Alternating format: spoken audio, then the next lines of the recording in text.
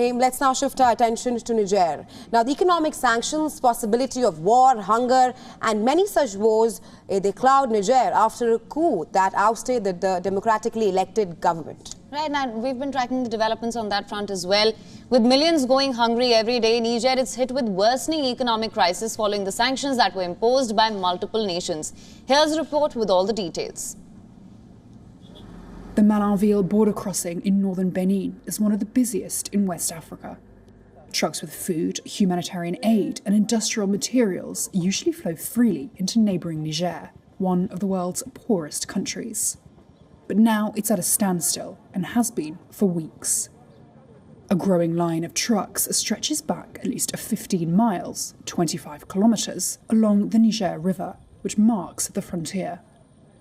Among them, over 6,600 tonnes of goods from the UN's World Food Programme and critical UNICEF medical supplies. They're now in limbo after Benin's borders with Niger closed as a result of sanctions imposed by regional bloc ECOWAS after July's military coup. The blockade is meant to pressure the junta to restore President Mohamed Bazoum to office. Nigerian trucker Suleiman has been stuck at the border for over 20 days.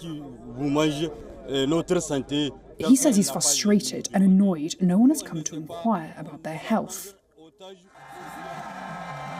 While sanctions have driven up food prices in Niger, hampered industry and threatened a shortage of medical supplies, there's little sign they've dented the popularity of the junta.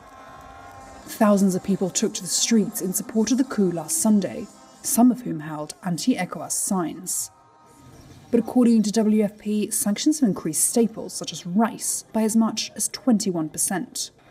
Their supplies were meant to ease a hunger crisis that was already gripping the country, where around 3 million people struggle to afford a meal a day. The crisis could further push 7 million into the same category. For context, Niger's population currently sits at 25 million. The humanitarian consequences are likely to have devastating impacts on Niger, which has one of the highest rates of child mortality in the world. Meanwhile, ECOWAS and the junta remain at loggerheads. The bloc has threatened to intervene militarily if talks and other efforts to pressure the junta fail.